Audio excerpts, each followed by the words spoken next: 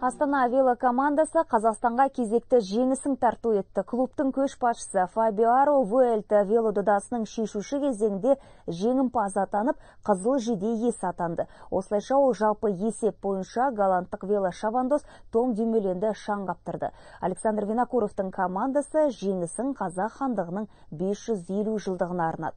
Бұл ақтық мәре алдындағы 20-шы кезең болатын 4 бірдей таулы аймақты қамтитын күрделі айналымды еңсерген қазақстандық клубтың көшбасшысы Фабио Аро жалпы есепте Хаким Родригестен 1,5 минут қалды келеді. Енді бүгін испандық Vuelta велобәйгесінің ақырғы айналымда жарысқа қатысушылар достық кезеңде өнер көрсетіп, Мадридтің басты алаңында мәре сызығын кеседі. Айта кетейік, Vuelta 2015 көпкүндігі Астана вело командасы үшін сәтсіз басталған болатын.